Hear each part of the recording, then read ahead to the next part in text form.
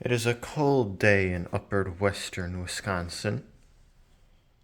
So you may be wondering, why am I showing you this random Briggs & Stratton mower? Why you have a Honda right next to it. And another one there. And this really old one your grandpa gave you that you've been neglecting to get working because it's missing a part. And this mower you found for scrap. Where the engine originally came on that deck, but I swapped it out because that one's stronger. Well, it's because this video isn't about any of these. It's about the ones behind me that you haven't seen yet. So here is my main driver. You probably just caught a hint there. But this is the mower I've been using mostly for the past couple years. It has performed exceedingly well. It's had 3 different engines on it. None of the engines that have been on it have blown up. I just swap them around because I feel like it. I really liked the way the carburetors and stuff looked on this. It looked very brutal. So that's why I use these engines mostly. But alas, I found something more interesting. Voila!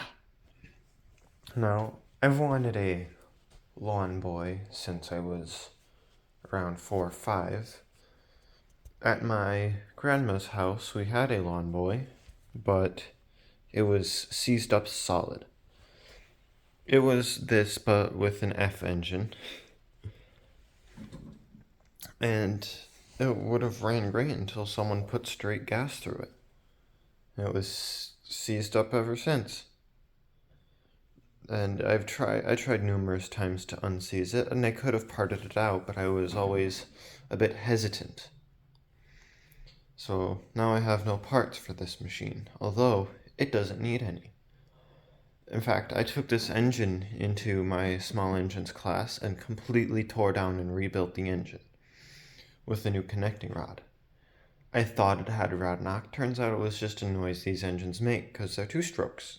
And you've got to put gas in, you got to put oil in the gas, otherwise they go kerplooey.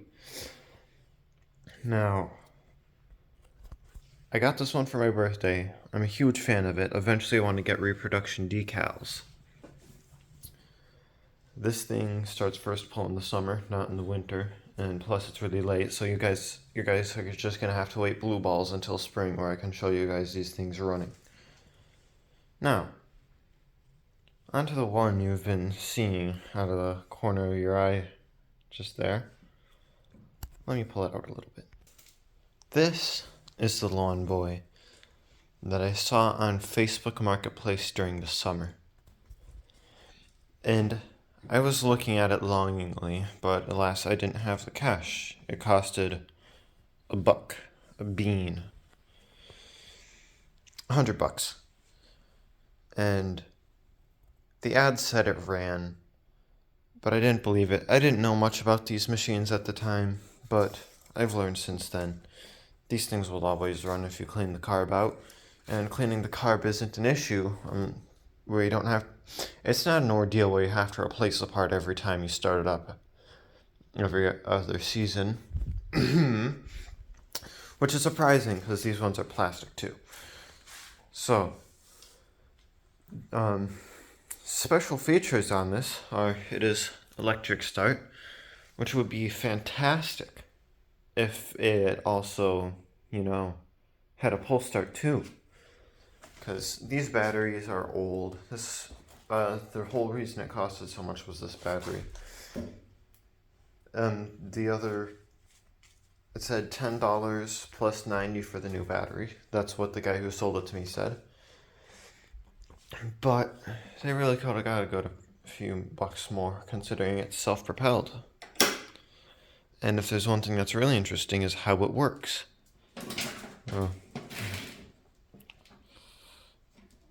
So, yeah. How it works is there's a gearbox in here. It goes out to arms on these little rollers. Spins up those rollers, and how it works is it lifts the wheels into them. So that's why, if you're just looking at one of these, the rear end sits a little higher than the front. And this is actually the same engine that was on the one at my grandma's house before she gave it to this one random kid who asked about it, which I'm still annoyed about. But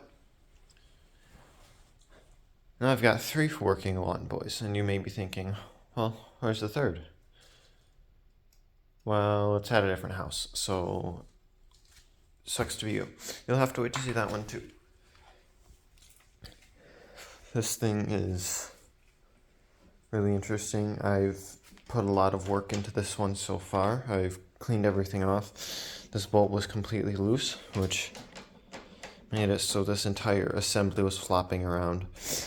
And you can see there's a little bend in this arm. This thing was bent out to here when I got it.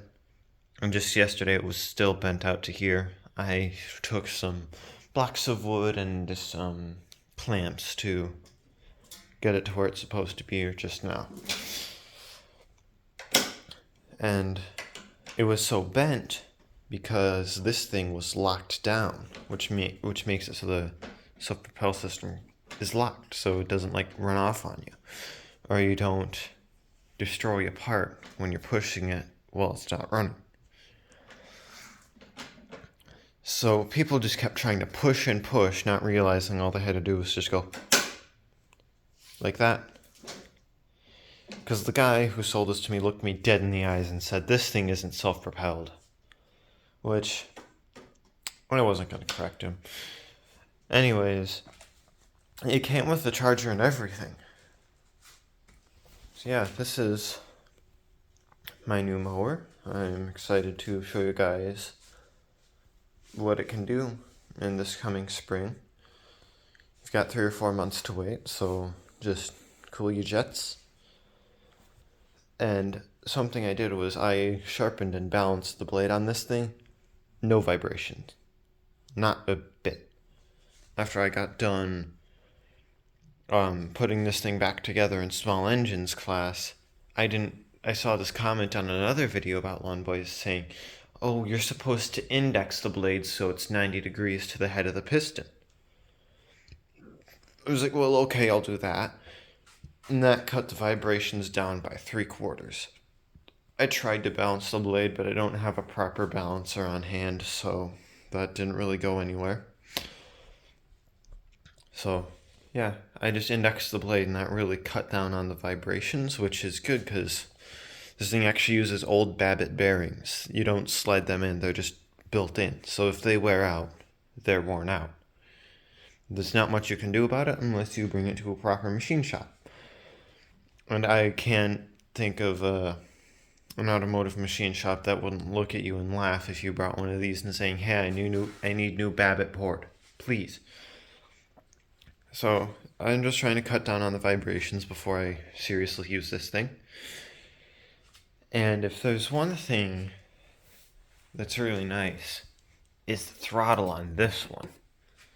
Because how the throttle works is underneath the flywheel, not inside the engine made of plastic, underneath the flywheel, it's got flyweights. And as those move out, it pushes down on a disc, pushes down on the spring, that pushes down on the throttle to the mower, making it slow down. This flipper adjusts the tension of that spring.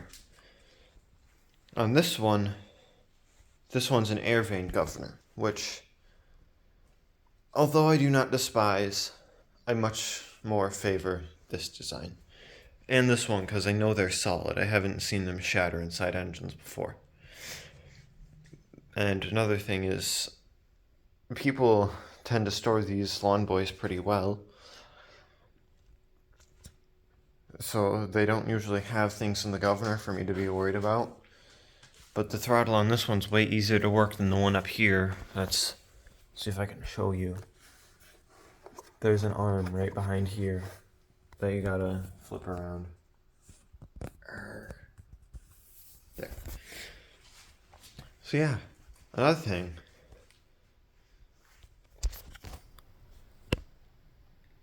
It came with 2 bagging assemblies, but it only came with one arm.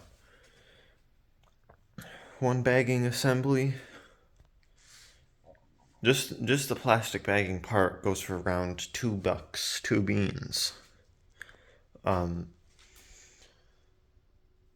So yeah, I have two of them, but only one arm, and the arm only fits this Lawn Boy that I've got.